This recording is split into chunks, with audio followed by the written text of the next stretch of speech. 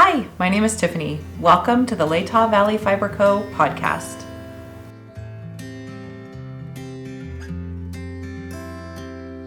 I'm so glad you all could join me today.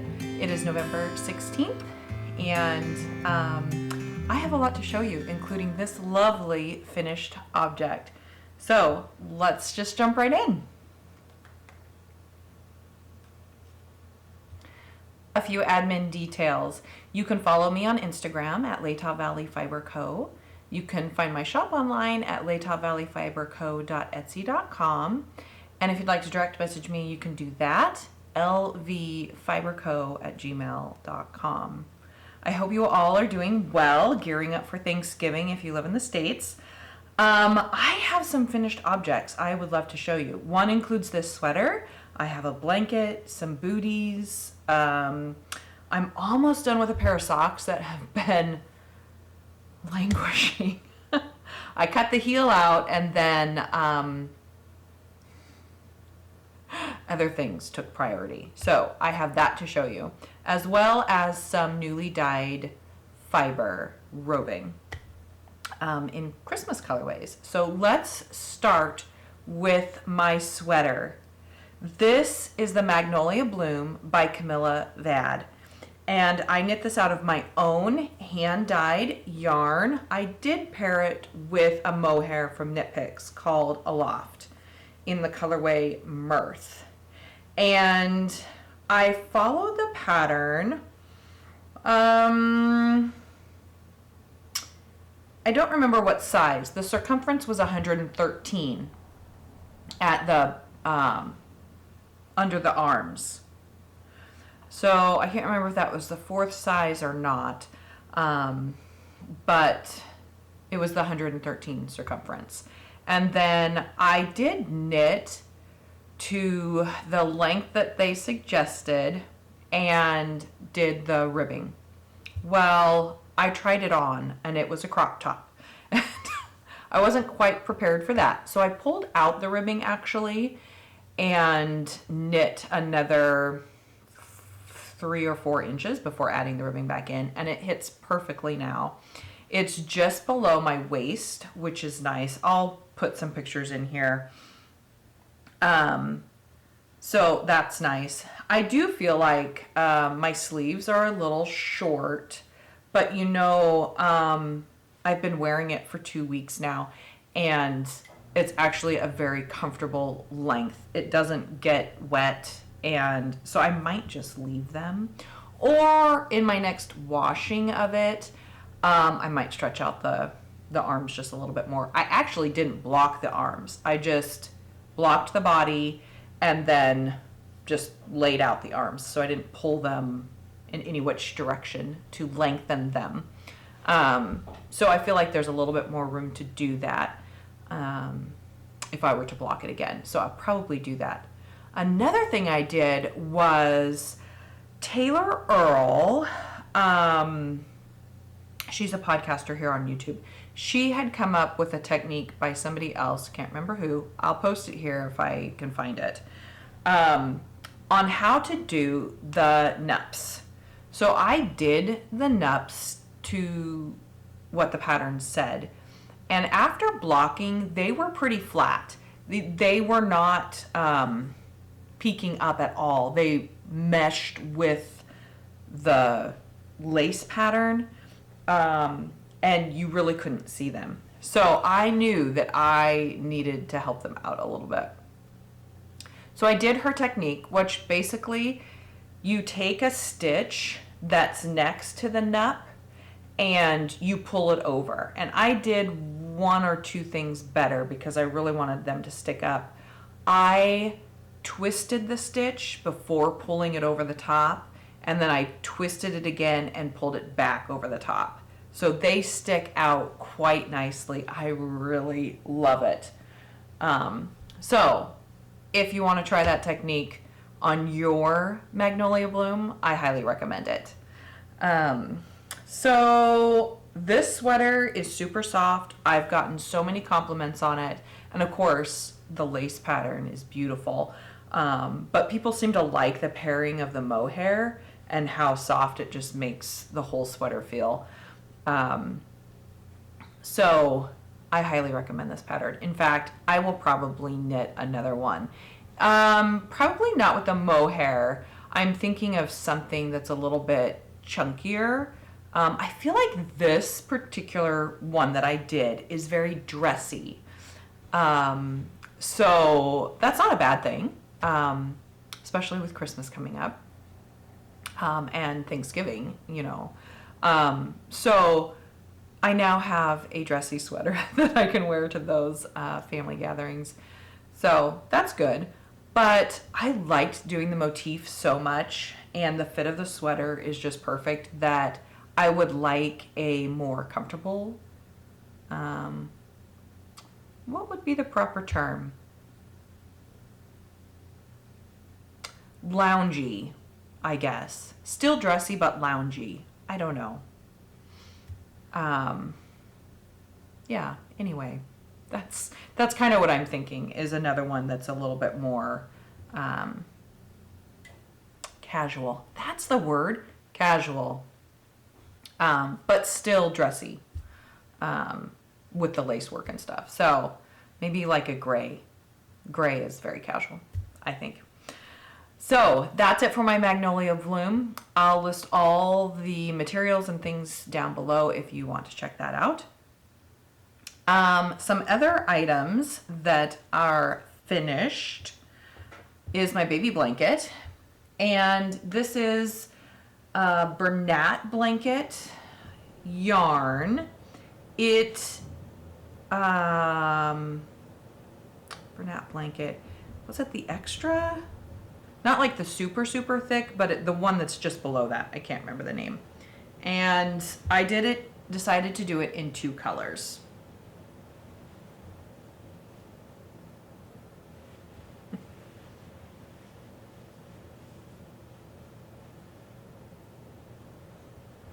I feel like this is big enough for a baby, a newborn. So I decided to just go with the pink and black. I could add the extra cream color, but then it's that much bigger. And I feel like this is plenty big enough. Now, I didn't use a pattern for this one. I just cast on a certain amount of stitches and then knit and purled. Well, I did stockinette stitch. So on one side I knit and the other side I purled. And the baby shower is this Monday, so they'll be getting this really quick, which is fun. So in addition to the baby blanket, I decided to knit some baby booties. So I did that with the yarn. It's by Lion Brand.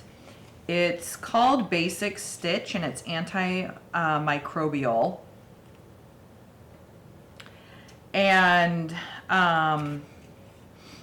let's see, do they have colorways on this one? Vintage.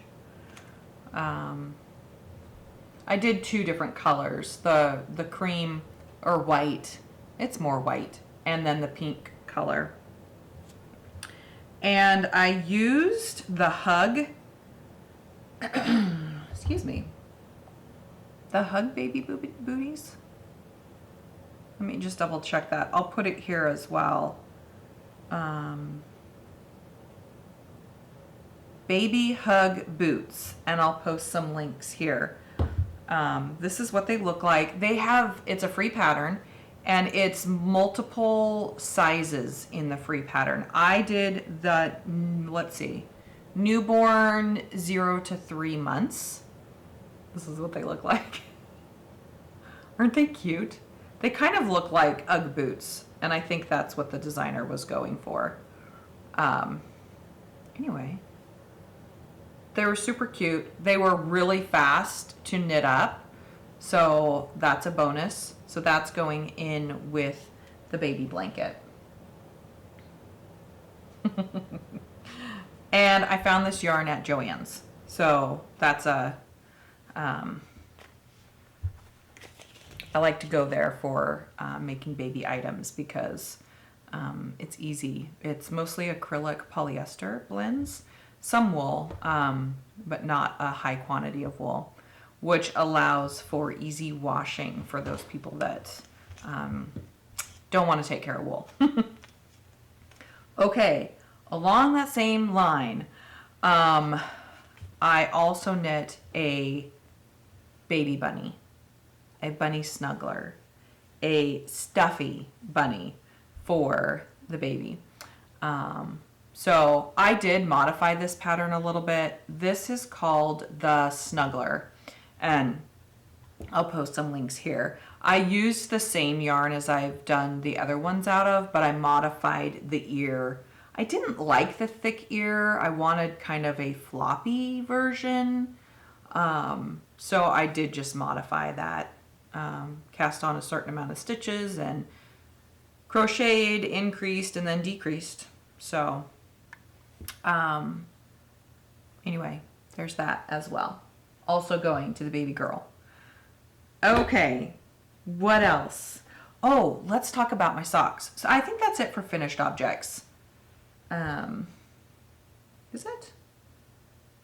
I feel like I did more, but this sweater was a big one.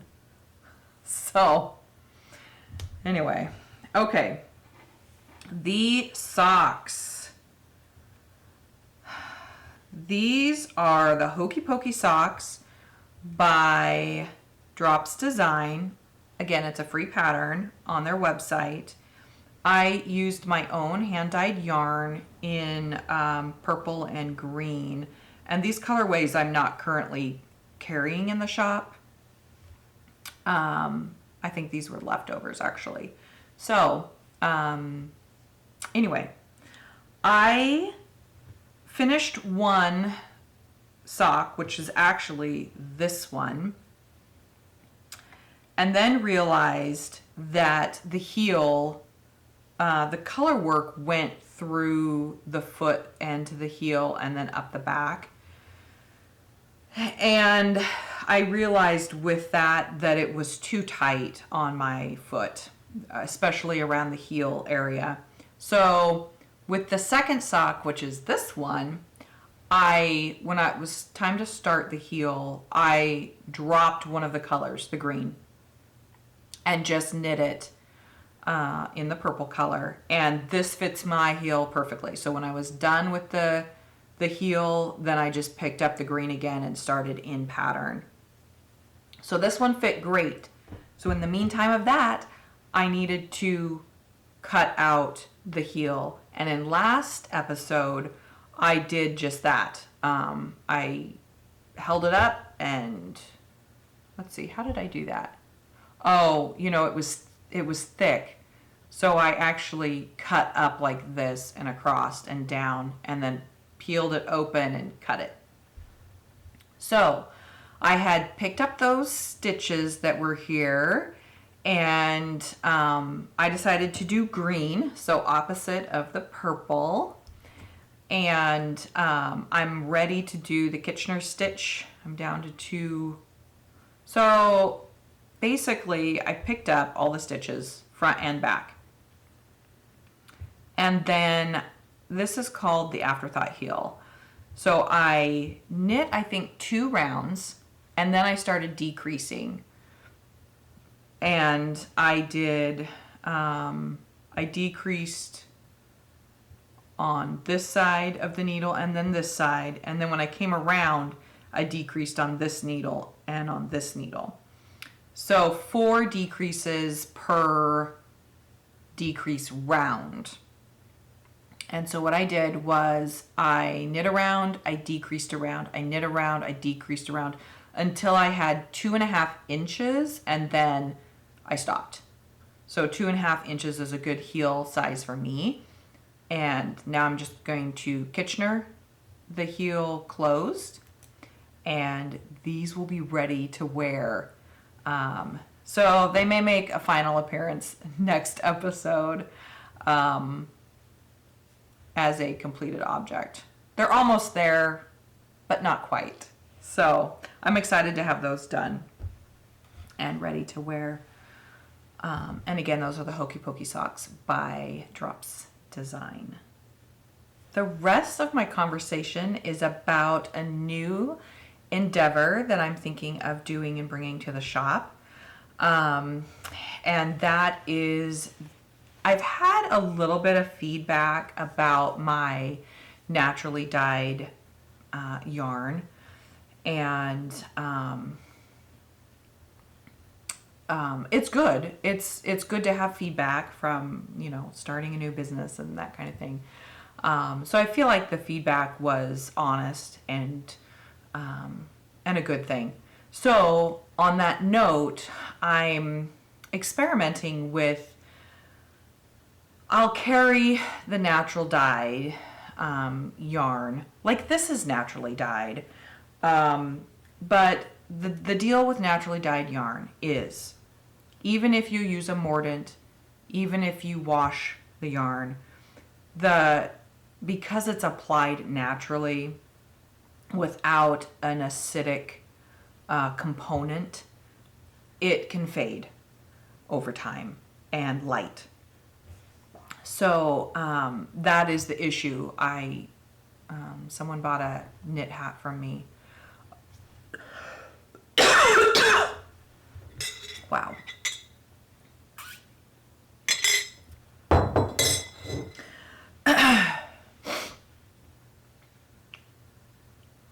Oh my goodness. So someone had bought a knit hat from me and he did a lot of fishing. And over time, his hat faded on the outside while the inside was completely fine. So I think if I, just in getting that feedback going, okay, yarn is expensive.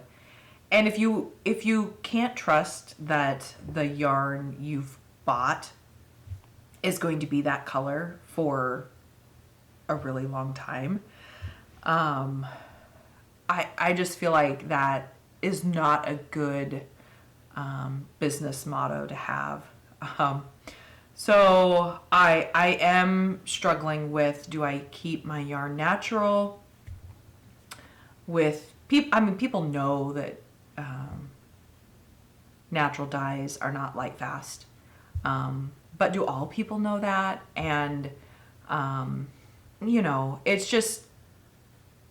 it's one of those things where I know for myself, if I'm going to spend $30 on a skein of yarn, I don't want it to be faded by the end of summer or the end of winter or, So, anyway, so I am thinking, and I'm not there yet, but I'm kind of playing around with bringing in a collection of acid dyed yarn. And so I have a couple of samples here that are kind of Christmassy themed because I'm going to put them in the shop and kind of see, how well they're received and that kind of thing. So if you're interested in any of the things that I'm going to show you, you can check out the shop later this weekend and they'll be posted up there. So the first thing I did was I dyed some fiber. I love fiber. I love spinning. And I decided to do 3 different types to kind of see how the dye took to the yarn. So with acid dyeing, you have your powdered color or your liquid color, either way. So what adheres the dye, this is the dye I used, Country Classic, and you combine it with heat and citric acid, and that adheres the dye to the fiber, and it's color fast. This is food grade citric acid. So is it organic and natural and all that? That I don't know. That I don't know for sure. But is it worth it to maybe bring in options for acid dyed yarn and fiber? Might be. Might be. The colors are definitely more vibrant. Like if I was to compare my naturally dyed greens to the green, let's see, I used moss. The moss of this, there's a difference, a clear difference. This is very bright and vivid, whereas naturally dyed greens are pretty muted.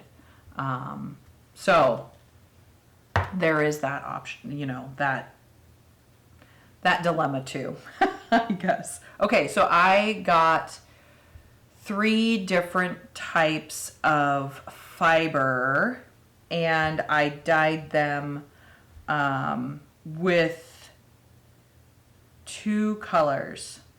I dyed them with the moss green and the chili pepper red.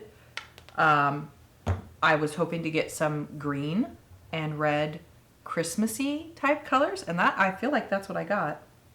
So I have this one. This is the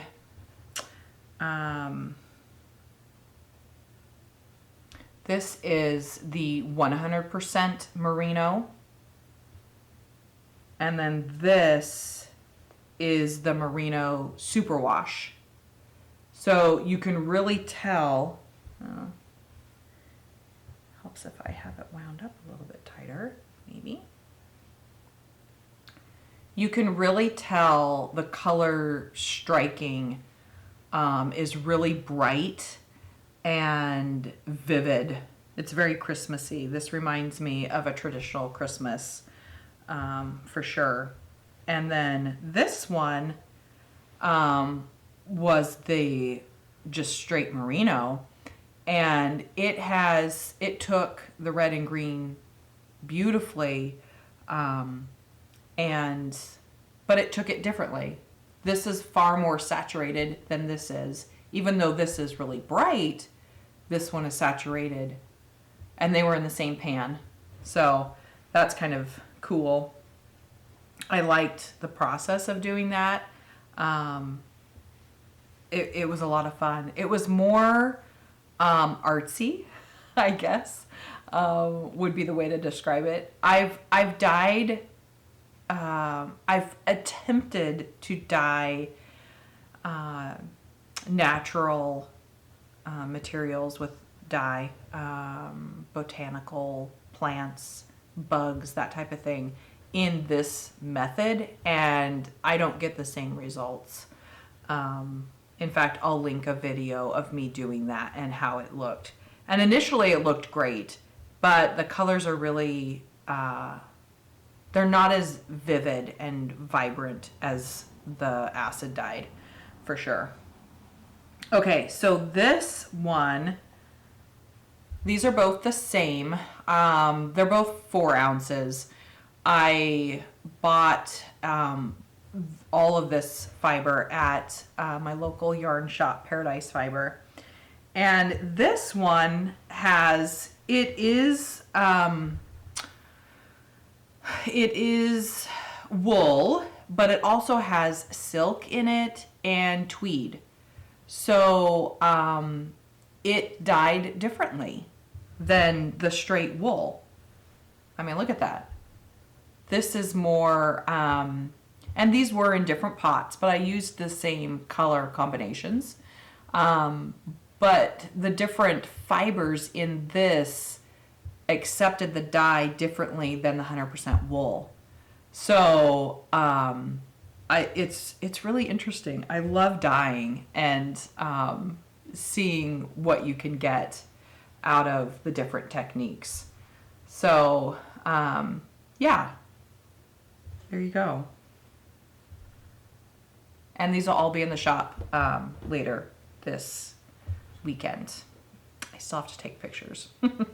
Okay, so on that note, same note of dyeing, is I also wanted to test it out on my yarn that I use.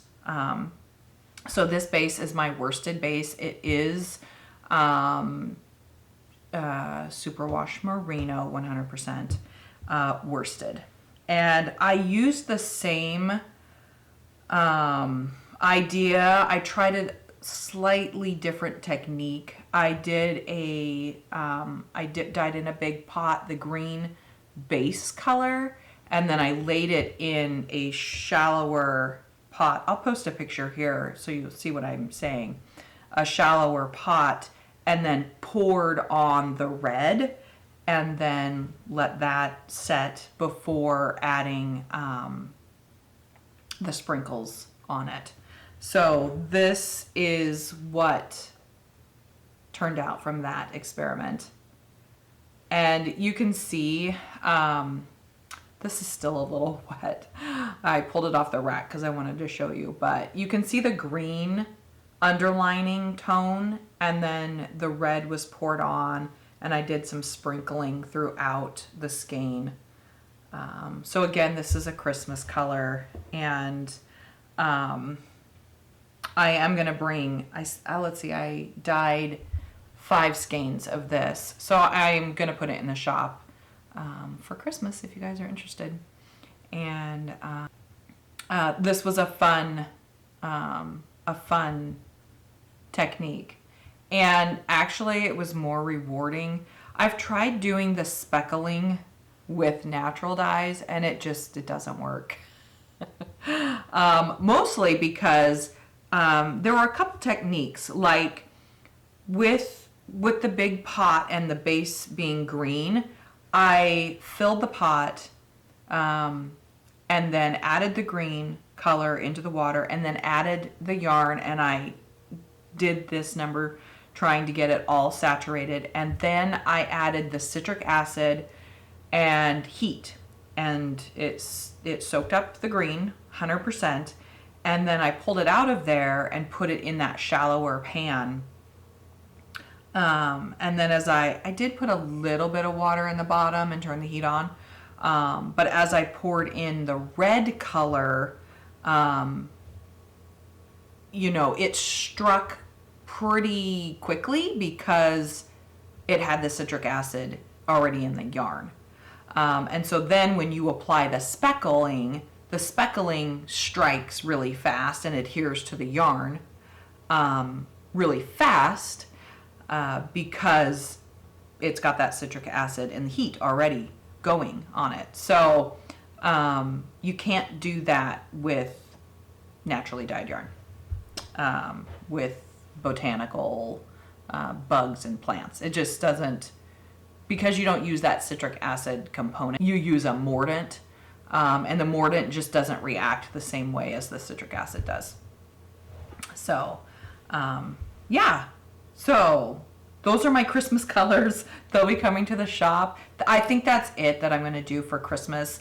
I am going to experiment a little bit more in December with some things to bring to the shop for my 1-year anniversary in January. So that'll be exciting. So watch for that as well in the coming up months. Yeah. So you'll have to give me some feedback. What do you think? Do you guys mostly buy indie dyed yarn that is the dyer uses dye powder and then citric acid, or do you lean towards the more organic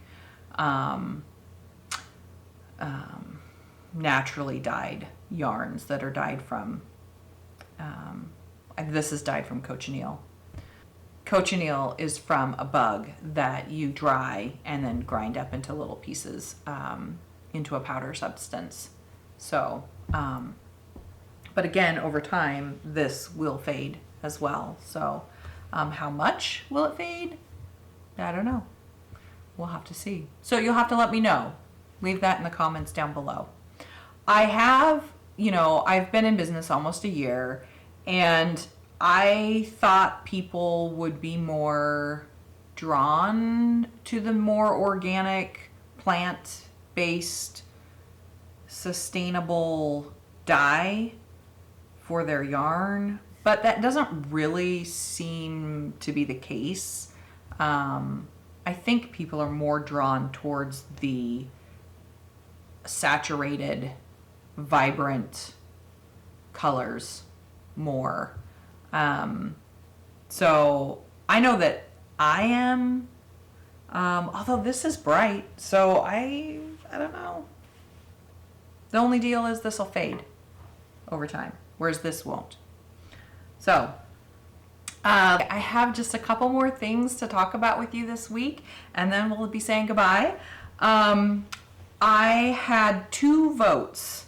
This is a follow-up from a couple weeks ago. I'm getting ready to cast on for the Field Sweater by Camilla Vad. And I had 2 colors, well, really 4. I had 4 colors in the last episode that I was contemplating knitting it out of.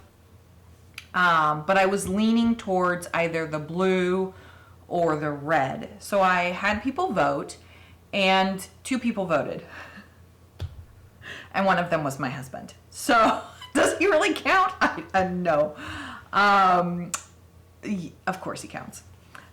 So I had 1 vote for the red yarn and 1 vote for the blue yarn. And I was leaning pretty heavily towards the blue. I just needed kind of a... So that's what I'm going to do. This is my worsted weight yarn, 100% superwash. It's it's called Blue Moon. And it's not a color I'm going to be carrying in my shop in the future. This is the last 5 skeins of it. So it's perfect for that sweater.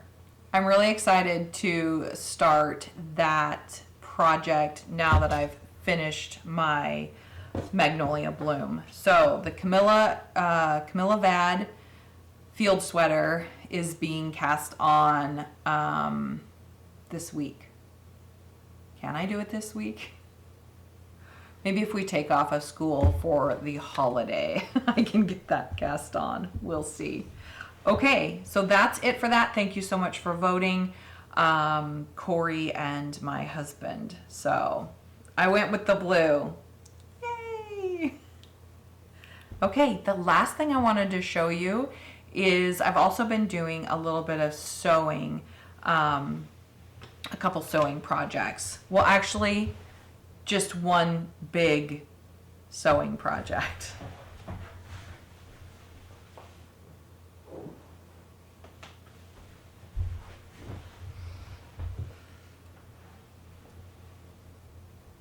Okay, so I had a family member ask if I would sew up dresses for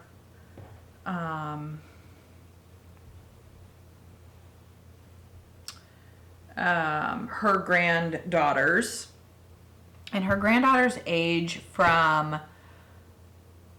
4 to almost 12 months.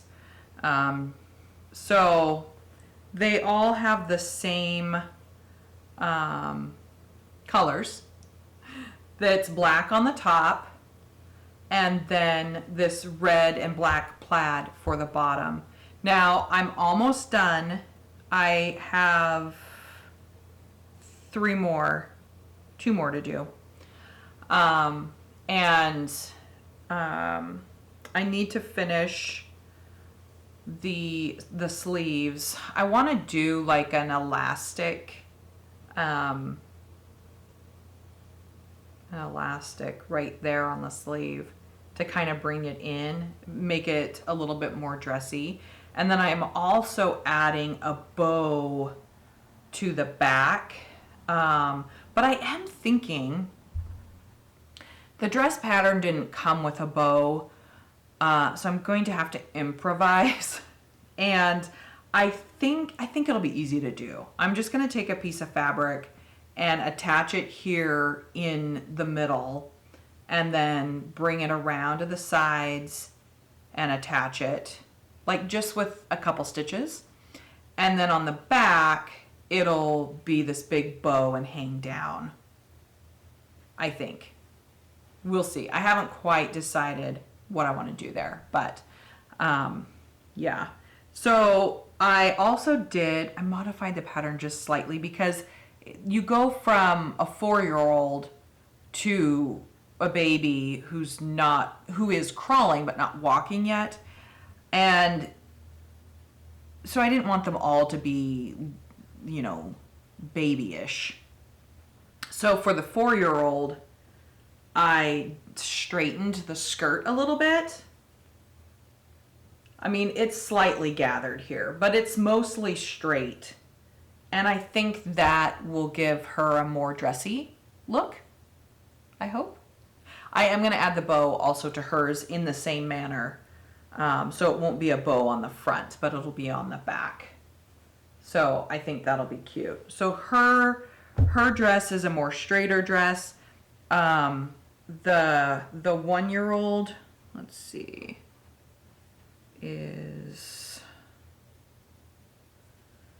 might be this one.